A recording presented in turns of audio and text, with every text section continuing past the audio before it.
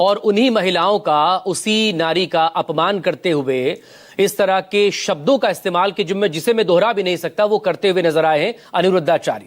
बहरहाल इस मामले पर बात करने के लिए मेरे वरिष्ठ सहयोगी राजीव रंजन नोएडा से हमारे साथ यहां पर जुड़ गए हैं। यहां मेरे साथ स्टूडियो में मौजूद है जूना अखाड़ा के संत है महंत योगी उमेश पुरी जी, स्वागत है आपका।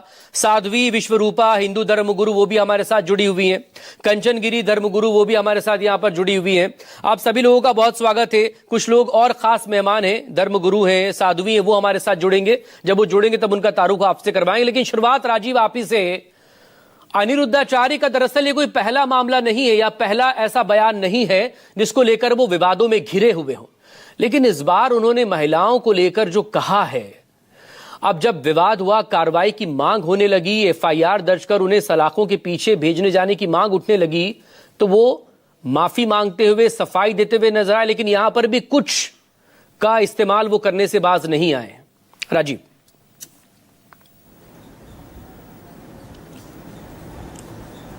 देखिए मकसूद, मूल बात यह है कि जब से देश में सोशल मीडिया का प्रभाव बढ़ा है और पिछले 5, 7, 8 वर्षों पर अगर आप देखेंगे तो जीवन के तमाम क्षेत्रों में बहुत सारे लोग, तमाम क्षेत्रों में, वो सिर्फ धर्म से जुड़े लोग नहीं, तमाम क्षेत्रों के जुड़े लोग एकाएक जो चर्चा में आते हैं और सोशल मीडिया के थ्रू जो प्रसिद्धि मिलती है, वो मुझे लगता है कि उसके लिए विवादित बयान चर्चा में रहने के लिए जानबूझ के दिया जाता है या जिस वजह से भी मुझे नहीं पता। अनिरुद्धाचार्य पीछे कुछ वर्षों में जब से सोशल मीडिया आया है तब से उनका साम्राज्य कितना बढ़ा है, वो कितने ज़्यादा चर्चा में रहते हैं।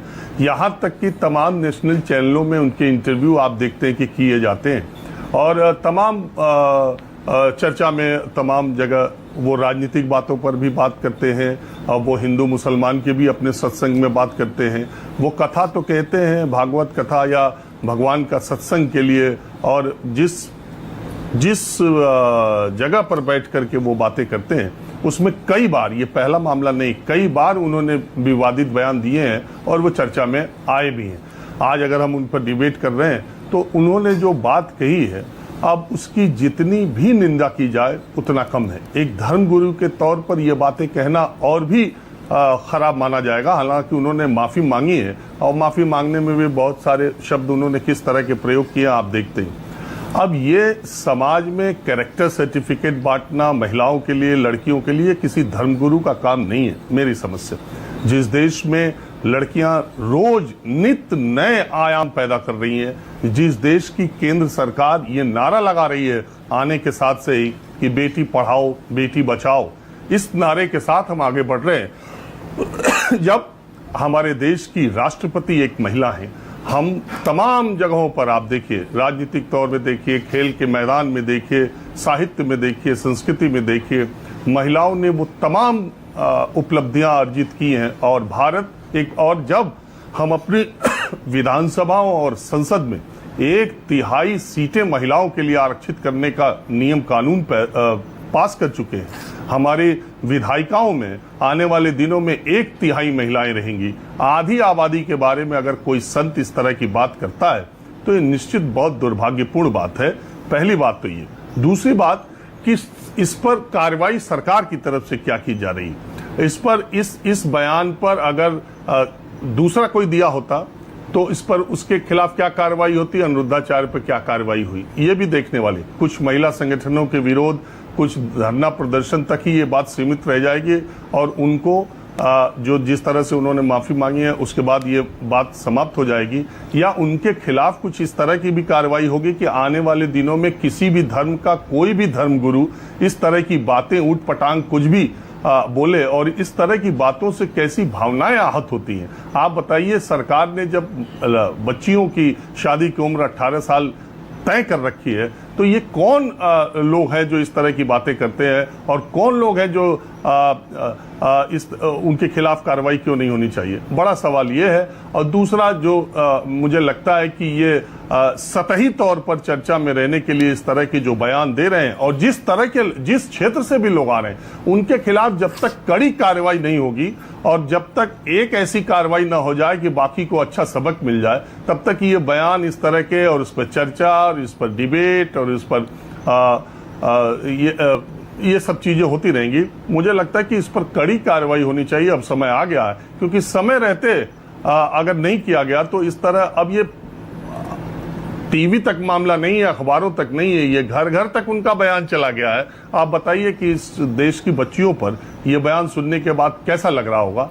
क्या सिर्फ इसके लिए माफी काफी है या उनके खिलाफ एक कड़ी कार्रवाई भी कानून के हिसाब से होनी चाहिए। बहुत शुक्रिया राजीव, बने रहेगा प्लीज हमारे साथ। अब आगे बढ़ते हैं और सवाल इसी को लेकर इस बात से ही शुरुआत करते हैं। ये उस देश में एक कथावाचक का बयान है जहां पर नारी को देवी के रूप में पूजा जाता है। तो साध्वी विश्वरूपा जी, आप ही बताइए, आप तो खुद एक साध्वी हिंदू धर्म गुरु है, अनिरुद्धाचार्य जो कह रहे हैं आप उससे इत्तेफाक रखती हैं? इस देश में जहां पर नारी को देवी के रूप में पूजा जाता है, वहां पर लड़कियों को लेकर, नारियों को लेकर इस तरह की बात, इतने अपमानजनक शब्द, कहते हैं कि आपकी बोली, आपकी वाणी जो है, आपकी भाषा, वो आपकी सोच को दिखाती है। यही सोच है क्या एक कथावाचक की? बिल्कुल। यत्र नार्यस्तु पूज्यन्ते रमन्ते तत्र देवता। निश्चित रूप से भारत में नारियों को सदैव ही देवी रूप में पूजा जाता है। और पर यहाँ पे एक बात मैं जरूर कहना चाहूंगी, निश्चित रूप से उनके शब्द आहत करने वाले थे। शब्द जो थे, शब्दों की मर्यादा किसी भी संत को रखनी चाहिए, संत क्या किसी भी व्यक्ति को रखनी चाहिए। अगर वो इतनी संख्या में उसके फॉलोवर्स हैं, किसी के भी, चाहे कोई हीरो है, चाहे कोई अभिनेता है, कोई नेता है, या कोई धर्म गुरु है, कथावाचक, उन्हें अपने संतों, अपने शब्दों पर संयम जरूर रखना चाहिए। परंतु यहाँ पे एक बात देखिए कि कभी किसी के एक शब्द से या किसी की कुछ बातों से हम उनके पूरे व्यक्तित्व को ऊपर उंगली नहीं उठा सकते हैं। आप उनका पूरा जीवन देख सकते हैं कि पूरा जीवन उन्होंने समाज सेवा को दिया हुआ है। शब्दों की गरिमा निश्चित रूप से रखना चाहिए, परंतु उनकी नियत में कोई खोट नहीं था, क्योंकि हम उन्हें पर्सनली भी जानते हैं, उनसे बहुत बार मिल चुके हैं और बात भी हो चुकी है। तो यहाँ पहली बार तो साध्वी विश्वरूपा, पहली बार तो उन्होंने इस तरह का बयान नहीं दिया। इससे पहले भी अलग अलग वक्त में वो बयान देते रहे हैं, गाय के दूध और भैंस के दूध का फर्क बताते रहे हैं, और भी बहुत कुछ बातें कही है। अब मैं अपने मुंह से तो नहीं दोहरा सकता वो। बिल्कुल, हम इस चीज को भी अनदेखा नहीं कर सकते हैं कि जो आज सामाजिक, जो पारिवारिक मूल्य है, पारिवारिक जो स्तर है, हमारा नैतिकता का स्तर है, वो गिरता जा रहा है। बच्चे आजकल, बस सिर्फ गलती उनसे यहाँ हुई है कि सिर्फ उन्होंने लड़कियों के लिए कहा। अगर वो बच्चों को कुछ मार्गदर्शन देते, वो सभी के लिए एक बात कहते, तो शायद विवाद का विषय नहीं होना था। देखिए, बच्चे आजकल विवाह से भाग रहे हैं, बच्चे लिव इन में रहना चाहते हैं, बच्चे आजकल डिप्रेशन का बहुत शिकार है। और एक समाज सुधारक, एक संत का कर्तव्य तो उनके ये बातें बच्चों को डिप्रेशन से बाहर निकालेगी या उन्हें और डिप्रेशन में डालेगी? सदियां लग गई है महिलाओं को अपने अधिकारों के लिए लड़ते लड़ते, तब जाकर आज महिलाएं हर क्षेत्र में पहुंची हैं। महिलाओं को ना कहकर, और अगर बाबा आया संत तो खैर वो है नहीं, कथावाचक है वो जब इस तरह के बयान देंगे, रंग में रंगे हुए हैं। निश्चित रूप से सुनिए आप एक बार, कि जो बच्चा पाश्चात्य रंग में रंगा हुआ है, जो सोशल मीडिया में आप देख रहे हैं कि कैसा आजकल मानसिक स्तर हो गया, मैं सबके लिए नहीं कहती, और उन्होंने भी क्लियर किया है। पहले इस बात को समझिए, कोई एक संत ही, उसी की ही सरलता हो सकती है कि वो क्षमा कर भी सकता है और क्षमा मांग भी सकता है। उन्होंने सबके सामने क्षमा मांगी है। तो यहाँ पर ये किसी एक बयान से या किसी उनके कुछ शब्दों से उनके जीवन में जो करनी है, जो वो कर रहे हैं, जो कार्य हैं, उनको नेग्लेक्ट नहीं किया जा सकता। उनको देखना चाहिए वो क्या कर रहे हैं, महिलाओं के लिए काम करते हैं। आए दिन उनके बयान सोशल मीडिया पर वायरल होते हैं और वो किस तरह की बयानबाजी करते हैं तो छुपी नहीं है किसी से। ऐसा हो सकता है, इतने लोग उनके पास, लाखों लोग उनके पास आ रहे हैं। बहुत सारे मैंने वीडियोस भी देखे हैं उनके, सभी ने देखे होंगे कि कोई लड़की जब अपने माता पिता के खिलाफ बात करती है, कोई लड़का बात करता है, तो निश्चित रूप से बहुत अच्छे तरीके से समझाते हैं, वो संस्कारों की बात करते हैं, वो चरित्र की बात करते हैं।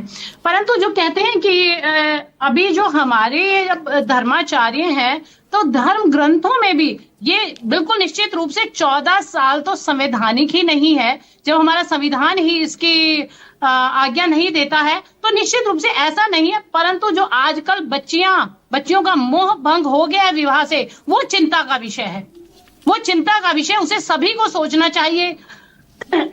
तो महिलाओं का क्या एक ही काम है क्या, विवाह करना, अपने करियर या बाकी चीजों पर फोकस नहीं करेंगी? नहीं, बिल्कुल सुनिए, अगर हर महिला विवाह करके बैठ जाएगी तो आज अलग अलग क्षेत्र में जो महिलाएं पहुंची है, कब पहुंचेंगी? जिंदगी जीने के लिए परिवार को यही, क्या ये एक पेट्रियार्कल सोच है, पितृसत्तात्मक प्रवृत्ति? महिलाओं को दबाने का जो काम हो रहा है वो होता रहे। ऐसा किसने कहा कि विवाह तो ये के तो बाद सोच वो दिखा रही है ना उनकी, क्या कह रहे हैं वो। आजकल तो सारी देखिए, आप अभिनेत्रियों को देखिए, प्रियंका चोपड़ा को देखिए, बहुत सारी अभिनेत्रियां, क्या बहुत सारी फील्ड के लोग हैं। मैं स्वयं भी हूँ कि मैंने बाद में, आज भी मैं काम कर रही हूँ, मैंने बहुत पढ़ाई भी शादी के बाद की, तो ऐसा कुछ नहीं है। परंतु जो ये हमारी एक पारिवारिक व्यवस्था है, उसे समझाने समझने का प्रयास करना चाहिए। और शायद हमारे जो धर्म गुरु हैं या जो कथावाचक है, यही कहने का प्रयास करते हैं, कई बार जोश में वो होश खो देते हैं, यहाँ उन्हें संभलना चाहिए।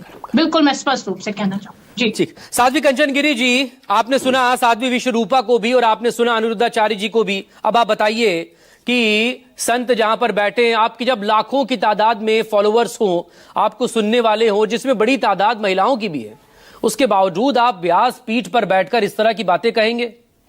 क्या मैसेज देने की कोशिश कर रहे हैं? कि जब वाणी पे ही निरंतर नहीं है तो फिर संत किस बात की, कथा किस बात की।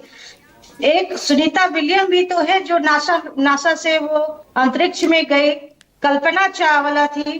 तो क्या ये एजुकेशन ही करते रहे और साइंटिस्ट ना बने? आज बड़ी बड़ी पायलट है हमारी महिलाएं, हर क्षेत्र में सैनिक है जो बॉर्डर पे लड़ाइयां, युद्ध लड़ रही हैं।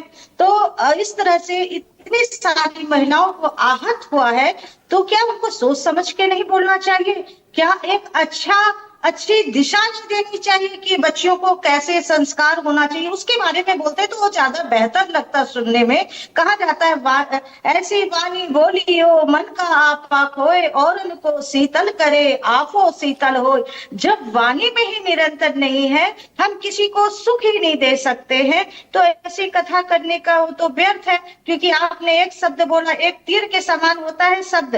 तीर जब एक कमान से निकल जाती है तो वो वापस नहीं आता। कितने लड़कियों को घात हुई होगी, कितनी लड़कियां ये सोच रही होंगी कि क्या हमारे बारे में लोग सोचते हैं, उनकी मानसिकता क्या है। एक कथावाचक जब व्यासपीठ से बोलते हैं ना, तो पूरी दुनिया सुन रही होती है और सभी बच्चियों के चरित्र पर एक कलंक लगा है। तो इससे माफी के योग्य नहीं। ऐसा नहीं है कि मैं अनिरुद्धाचार्य से नहीं मिली हूँ, बहुत बार मिली हूँ, लेकिन ये इस तरह का शब्द जितने भी कथावाचक है महिलाओं के लिए कहते हैं तो बिल्कुल गलत है, सरासर गलत है। आपको अगर महिलाओं को दिशा देनी है, मैं भी 30-35 साल से लंदन में भी बच्चे, बड़े यंगस्टर बच्चे आते थे, उनके बारे में सब पता होता था, लेकिन एक कहने का तरीका होता है। वो बच्चे जब आप उसको अच्छी तरह से कहेंगे ना, वो बच्चे बड़े अच्छी तरह से मान लेते हैं, यंगस्टर्स वगैरह। आप ये देखिए, लंदन जैसे शहर में मैं रही हूँ, लंदन जैसे फॉरेन कंट्री में 20-25 साल निकाला है। माँ टीवी पे प्रोग्राम करते थे, यंगस्टर्स आते थे, घर छोड़कर, पिताजी को छोड़कर अलग रह रहे हैं, उनको काउंसलिंग किया है। तो क्या आप अच्छे शब्द बोलकर बच्चों को सही दिशा नहीं दे सकते हैं? ये शब्द बोलकर ही आप बताएंगे कि जवानी में क्या होता है और बुढ़ापे में क्या होता है? ये कौन सी शब्द है? एक संत की भाषा ऐसी नहीं होनी चाहिए। आपको समझाना है तो अच्छी तरह से बच्चों को समझा सकते हैं, और अच्छी भाषा बोलेंगे तो बच्चे बहुत जल्दी ही उसको ग्रहण करते हैं।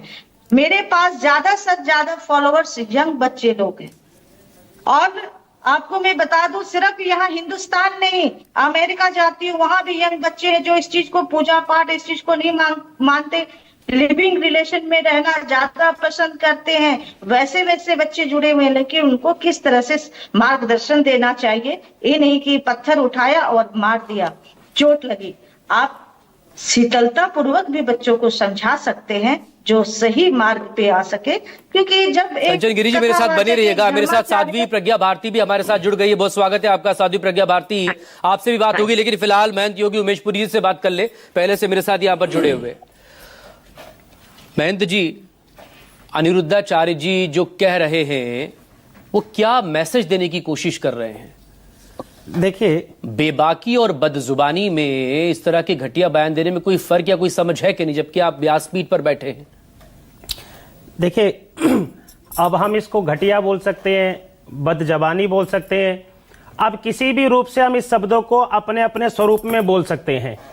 देखिए, मुझको लगता है कि अनिरुद्धाचार्य जी के द्वारा दिया गया यह वक्तव्य, अब क्या हो गया कि कोर्ट क्या सजा देगा, महिलाएं क्या प्रदर्शन करेंगी, महिलाएं संगठन क्या एक्शन लेने वाले, केस तो दर्ज हो जाए, वो तो हुआ नहीं अभी तक। वो सब होगा, जब ये लोग कर रहेंगे तो हो ही जाएगा। लेकिन मुझे लगता है कि अनिरुद्धाचार्य को सजा अभी नहीं मिली, लेकिन क्या है, मीडिया ट्रायल के माध्यम से अनिरुद्धाचार्य से बड़ा कोई इस देश में षड्यंत्रकारी और कोई कहते हैं कोई गुंडा नहीं है इस टाइम। ऐसा मीडिया ट्रायल उनके विरुद्ध चल गया।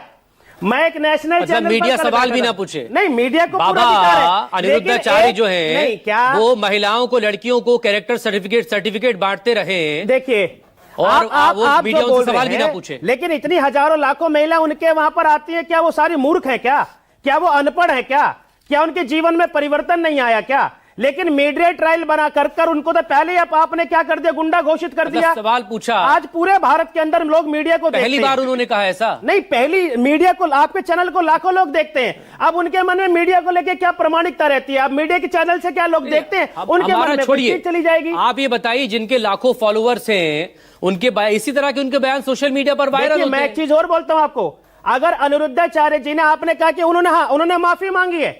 अरे भाई, कोई व्यक्ति अगर कोई, लेकिन वहां भी तो खेल कर गए ना माफी मांगने के साथ साथ। कोई माफी मांग रहा है उसमें खेल देख लीजिए। मैं यही तो बोल रहा हूं कि कोई माफी मांग रहा तो ऐसे क्यों माफी मांगी, वैसे मांगनी तो चाहिए। मन भी तो साफ हो। अब ये हम थोड़ी तय करेंगे कि उसने माफी मांग ली तो उसका मन साफ नहीं था। जो मन में है वो जबान पर आ गया। नहीं, हमारे पे कोई टेक्नोलॉजी है क्या कि भाई अगला माफी मांग रहा है लेकिन उसका मन साफ नहीं था? तो जबान पर आया ना उनके, कर रहे हैं। माफी मांगते हुए तो वही शब्द जबान पर रहा है। अब वो कुछ शब्दों का इस्तेमाल करने लग गए। माफी मांग रहा है और आपके चैनल पर उनकी माफी दिखाई गई है। बिल्कुल दिखाई, हम तो तो दोनों पक्ष दिखाएंगे। अगर उनका मन साफ नहीं था तो मैं कह रहा हूं, हम एक तरफा नहीं करेंगे ना, हम दोनों उनकी माफी भी दिखाएंगे, उनके बयान को भी दिखाएंगे। तो क्या भैया अब उनको फांसी लगा दे क्या? नहीं, कौन कह रहा फांसी लगा दे क्या? लेकिन थोड़ा सा सेंसिटिव तो होंगे ना वो। देखिए क्या है मित्र, मेरी इतनी विनती है, अगर व्यक्ति ने, अगर उनकी जबान से कुछ दाएं बाएं हुआ है, हमने एक चीज को पकड़ लीजिए, एक व्यक्ति में 95% अच्छाइयां हो सकती हैं, एक गलती कर दे वो 95% खामियां सारी खत्म हो गई, वो अच्छाइयां मर गई। तो एक गलती माफ कर दी जाए,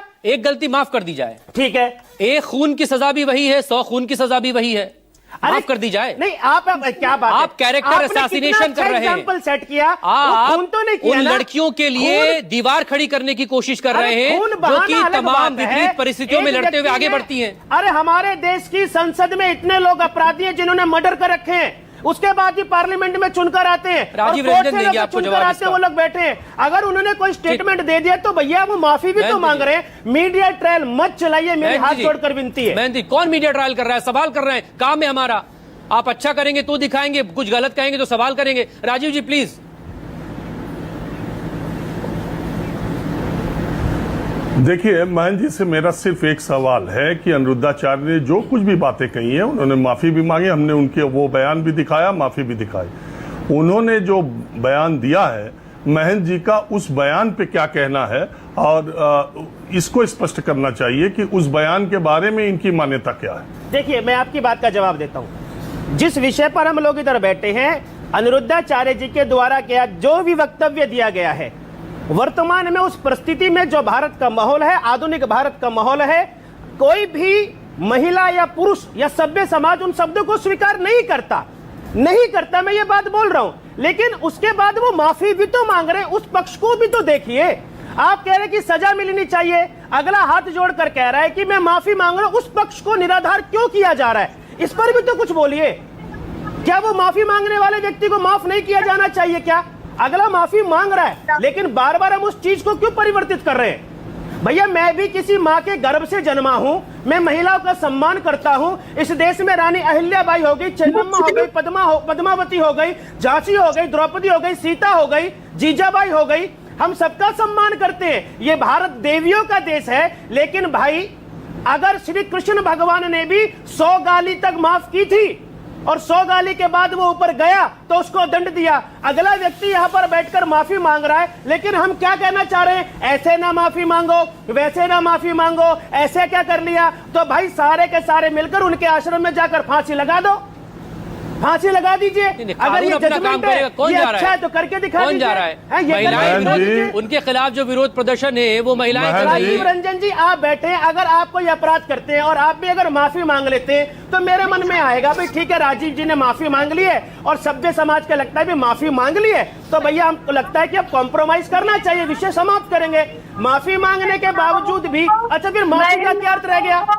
फिर माफी का क्या अर्थ रह गया? तो माफी नाम की मैन जी, मेरा सिर्फ ये कहना, अरे मैन जी, मेरा सिर्फ ये कहना है, अनिरुद्धाचार्य जो कहते हैं, और ये पहला मौका नहीं है, इसके इंसानों की बात छोड़ दीजिए, उन्होंने भगवानों के बारे में भी बात ऐसी कही थी। मैं भी कहना नहीं चाह रहा हूं, आपको मालूम होगा, नहीं तो जाके आप गूगल करके देख लीजिए, सबको पता है। भगवान के बारे में भी उन्होंने बातें कही थी, और बाद में जब संताचार्य और संत भी उनके खिलाफ उन्होंने किया, तो विषय पर आज डिबेट में आए। आज का जो टॉपिक था, हम तो उस विषय पर आए और उसी विषय पर यह चर्चा चल रही है। मैं ये आपसे कह रहा हूं, बार-बार तरफ से पहली बार इस तरह का बयान नहीं दिया गया है। बार-बार विवादित बयान देना, बार-बार विवादित बयान देना और बार-बार माफी मांग लेना, अगर किसी की ये आदत बन जाए तो आपको लगता नहीं है ये ठीक है? उन्होंने माफी मांगी, हमने मांगी, माफी दिखाई। हम चर्चा सिर्फ इस बात पर कर रहे हैं कि आज हम 21वीं शताब्दी में हैं, जहां पुरुष और महिला को बराबरी का दर्जा दे रहे, बल्कि महिलाओं को आगे बढ़ाने के लिए सरकार के स्तर पर, शासन के स्तर पर पूरी लगातार कोशिशें हो रही हैं। हर घर परिवार में लड़कियों को, महिलाओं को आगे बढ़ाने की पुरजोर कोशिश की जा रही है। वैसे में एक संत, एक महात्मा, एक बड़ा नेता, एक बड़े पद पर बैठे व्यक्ति जिसको करोड़ों लोग की आस्था है या मान्यता है, जिसे आदर्श के तौर पे देखते हैं, अगर वो ऐसी बातें करता है तो समाज का एक बहुत बड़ा धड़ा उससे नाराज होता है और उसका असर खराब जाता है। ऐसा नहीं कि संत महात्मा की बातों का असर नहीं होता है। ये बात आप माफी मांग रहे, ये बात हर जगह डिबेट में आ जाती है। आजकल सोशल मीडिया का दौर है, अगर हम टेलीविजन चैनल पर डिबेट ना भी करें तो ये उनका बयान घर घर जा चुका है। महन जी, ये बात आप समझिए। और इसको हम जाने अनजाने में, आप भी जानते हैं, प्रत्येक मनुष्य जानता, हम बड़े अपराध करते हैं। हम जानते हैं, मेरी अंदर की आत्मा जानती है, आपकी भी जानती हो कि हमने बड़े अपराध किए हैं। लेकिन परमेश्वर, वह परमात्मा, उन अपराधों को जानता है। इतने काम के बाद भी वो हमें माफ करता है। और एक सभ्य समाज के अंदर, मैं आपको बड़ी महत्वपूर्ण बात बोल रहा हूं, हम सब सभ्य समाज में रहते हैं, हम राम राज्य की स्थापना के संकल्प के साथ चल रहे हैं। हमको समझना चाहिए कि श्री राजा रामचंद्र ने भी, जब रावण अंततः अपने प्राणों को निकाल रहा था, उनको भी माफ कर दिया था। ये उसको भी मौका दिया था। रावण की हजारों बुराइयों के बाद भी राजा रामचंद्र ने उनको अवसर प्रदान किया था। श्री कृष्ण भगवान ने दुर्योधन के पास हजारों बार परामर्श के लिए गए थे, उनको माफ किया था। आप गलती करिए, क्या हुआ? बार बार गलती को दोहराइए, बार बार गलती को दोहराइए, माफी मांग लीजिए, फिर गलती कीजिए, फिर माफी मांग लीजिए। अच्छा, तो क्या हम क्या चाहते हैं? अब हम क्या चाहते हैं? कार्रवाई हो कि अब देश में रूल ऑफ लॉ है, रूल ऑफ लॉ है, रूल ऑफ लॉ के अकॉर्डिंग अगर जो प्रावधान बनता है, दंडात्मक कार्रवाई होनी चाहिए, कोई मना नहीं कर रहा है। लेकिन मैं बार बार कह रहा हूं, साध्वी प्रज्ञा भारती जी पहले बयान देना महिलाओं को लेकर, और पहली बार नहीं आया उनकी तरफ से ऐसा बयान। उसके बाद में माफी मांग लेना कुछ शब्दों का इस्तेमाल करते हुए। अब आप बताइए, आप तो खुद हर तरह से आप एजुकेटेड है, कॉन्वेंट की एजुकेशन भी आपने ली हुई, आज आप साध्वी हैं और आपके भी बहुत फॉलोवर्स हैं, लेकिन क्या अनिरुद्धाचार्य की ये आदत में शुमार हो चुका है, गलती कर लो बाद में माफी मांग लो? देखिए, सबसे पहले तो मैं ये कहूंगी कि जो उनका बयान है उससे हम सभी आहत हैं। भारत की माताएं, बहनें, बेटियां आहत हैं।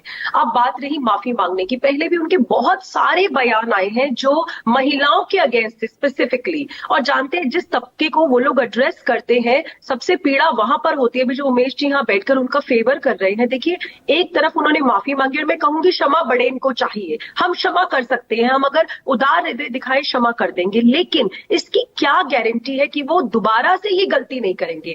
जिस तबके को वो एड्रेस करते हैं, जानते हैं वो तबका कौन है? वो तबका उनके ऊपर इतना आस्था रखता है, इतनी आस्था रखता है। वो जो माताएं बहनें गांव से आती हैं, वो अपनी बेटियों को किवाड़ों में बंद कर देंगी कि अरे अनिरुद्धाचार्य जी ने कहा है, महाराज जी ने कहा है, अब तुम घर से बाहर नहीं निकलना। क्या आप ये चाहते हो कि हमारी बेटी 1947 में चली जाए 2025 में रहते हुए? ये उनकी रिग्रेसिव थिंकिंग को दिखाता है, प्रोग्रेसिव थिंकिंग को नहीं। दूसरी बात, जो उन्होंने अच्छे कार्य किए हैं, जैसे कि वृद्धाश्रम, माताओं की सेवा करना, गौशाला, हम उसके लिए हाईली अप्रिशिएटिव है, उनको प्रेजेस है। लेकिन साथ साइड बाय साइड, जो जैसा आपने कहा कि वहां पे लाखों की तादाद में महिला होती है, तो अगर लाखों की तादाद में महिलाएं हैं, बहनें हैं, तो आपकी जिम्मेवारी और ज्यादा बढ़ जाती है। बिकॉज हम लोग पब्लिक फिगर्स है, हम लोग ऐसे कुछ भी नहीं बोल सकते। People they look up to us, हमारे अनुयायी हैं, लोग हमें फॉलो करते हैं। और खासकर भारत देश में, जहां पर एक संत कथावाचक को भी, संत तो गुरु है ही है, लेकिन एक कथावाचक को भी लोग अपना गुरु मानते हैं, उनसे प्रेरणा लेते हैं, सही दिशा दिखाने की उम्मीद करते हैं। ऐसे में उन्हें ऐसे नहीं बोलना चाहिए, पहली बात। दूसरी बात, उनके बार बार लगातार ऐसे बयान आए हैं जो मैं बोल भी नहीं सकती। उनकी वीडियो बहुत वायरल हुई थी कि किसी ने पूछा कि गाय का दूध पीना चाहिए भैंस का, तो उन्होंने कमेंट किया which is not worth even saying. मैं शायद ऐसे शब्दों का प्रयोग नहीं कर पाऊंगी, आप देख लीजिएगा। बहुत हर्टफुल है, उन्हें ऐसा नहीं बोलना चाहिए, बिल्कुल भी नहीं बोलना चाहिए। और एक समय ऐसा आता है जब ईश्वर आप पे अनंत कृपा करता है, आपको सब कुछ मिलता है, लेकिन शायद आप वो यश जो है ईश्वर की कृपा से आप संभाल नहीं पाते हैं, तभी वो यश अपयश में कन्वर्ट हो जाता है। भगवान श्री कृष्ण ने बहुत सुंदर गीता में कहा, उद्रे दात मनात्मानम नात्मानम वसादयेत अया आत्मैव हयात्मनो बंधुरात्मैव रिपुरात्मना।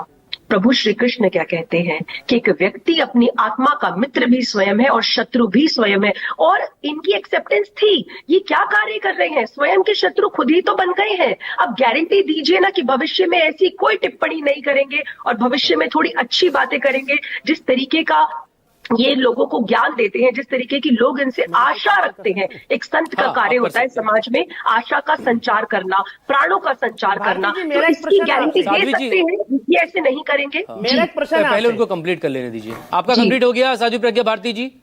जी बिल्कुल, प्लीज प्लीज बताइए। महंत योगी उमेश आपसे कुछ जानना चाह रहे हैं, प्लीज, फिर उसके बाद राजीव रंजन जी के पास जाएंगे, मेरे वरिष्ठ सम्मान सहयोगी करता हूं जी। और आप सम्मान योग्य ही हैं। मेरा यही विनती है कि आप और जितने भी लोग यहां पर धर्मगुरु बैठे हैं, इंक्लूडिंग मी आल्सो, मैं भी चलूंगा, क्या हम लोग एक पैनल बनाकर 20-25 संतों का अनिरुद्धाचार्य जी के पास जाकर ये आग्रह कर सकते हैं या आदेश दे सकते हैं वर्तमान परिस्थिति के अनुसार कि आप इस प्रकार का भविष्य में कोई वक्तव्य नहीं देंगे, ये लिखित में हमको दीजिए। क्या हम मीडिया में बैठकर सारी बात कर रहे हैं, सब कुछ हो रहा है, क्या हमारा कोई 20-25 लोगों का हम लोग जाएं और हम उनसे आग्रह करें कि भविष्य में इस प्रकार का कोई वक्तव्य आप ना दे जिससे कि इस प्रकार की घटना घटती है और वो लिखित में हमें दे, तो हम लोग संतुष्ट होंगे क्या?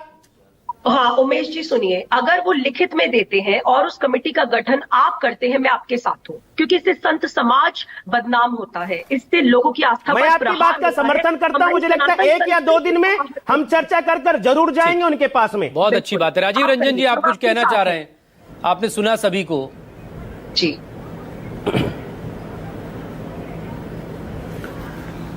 नहीं, मकसूद ये सारा देश देख रहा है। आजकल मैंने आपसे क्या कहा कि ये जो टीवी और अखबार जो सूचना के माध्यम पहले थे अब वहीं तक नहीं है, आज की बातें सब तरफ फैल जाती है कुछ ही दिनों में।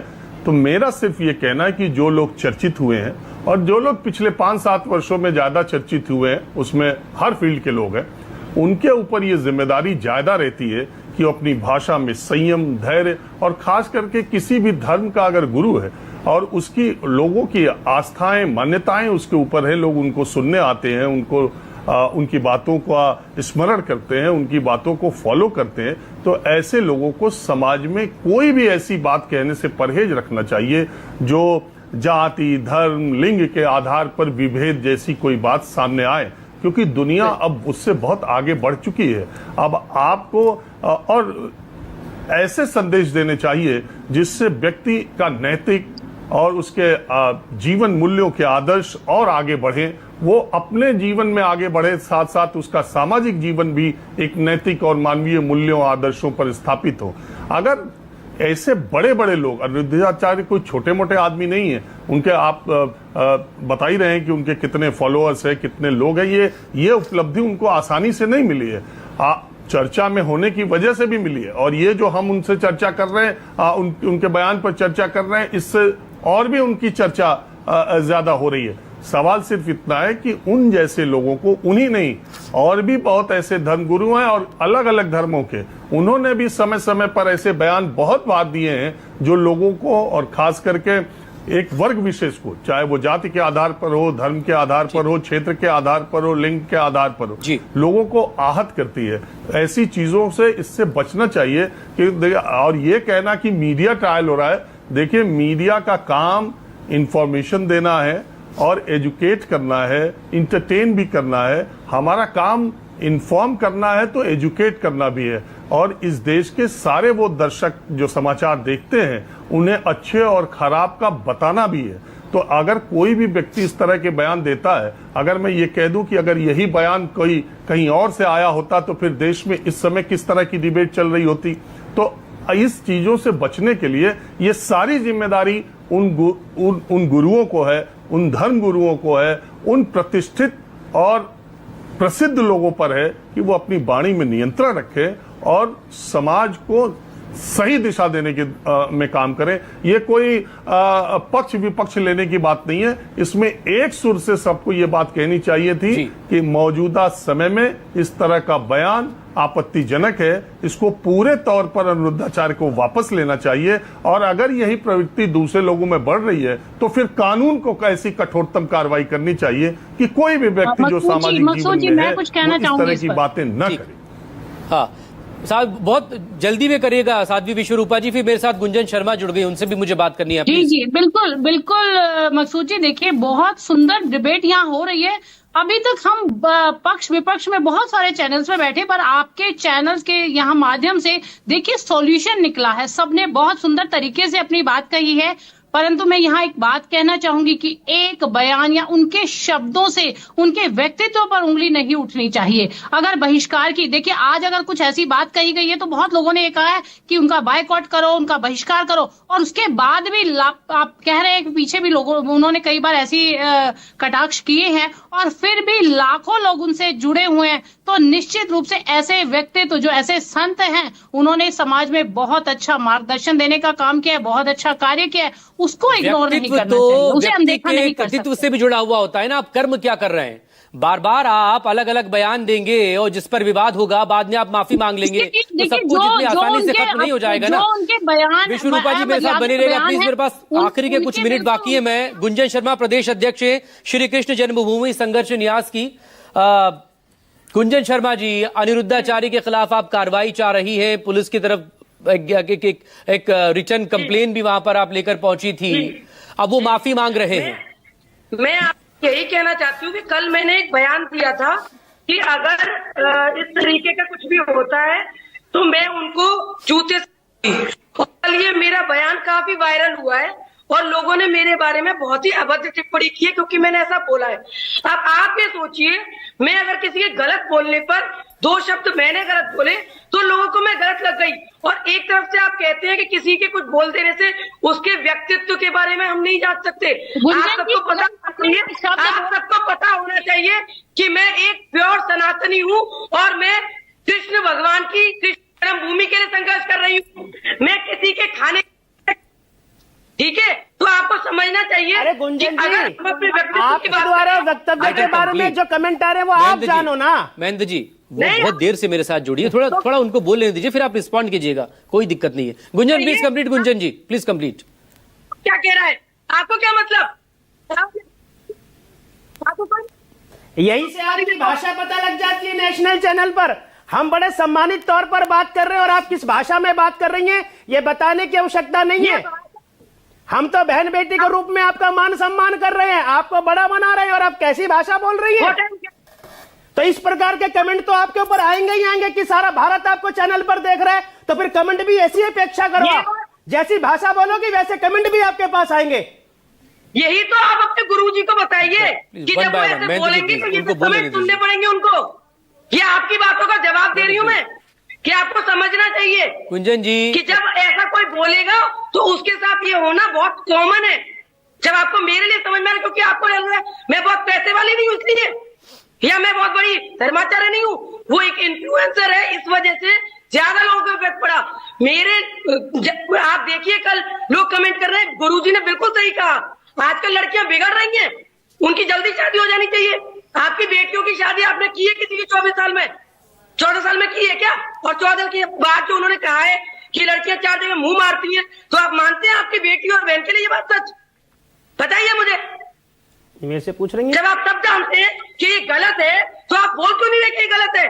बिल्कुल, एक बात इन्होंने शब्द बोले गए कि शब्द ठीक नहीं थे, पर आप जो अपने शब्द, उन्होंने तो क्षमा मांग रहे इस बात के लिए, पर आप भी तो इस अपनी बात को सोचिए, आप कैसे बयान दे रही हैं?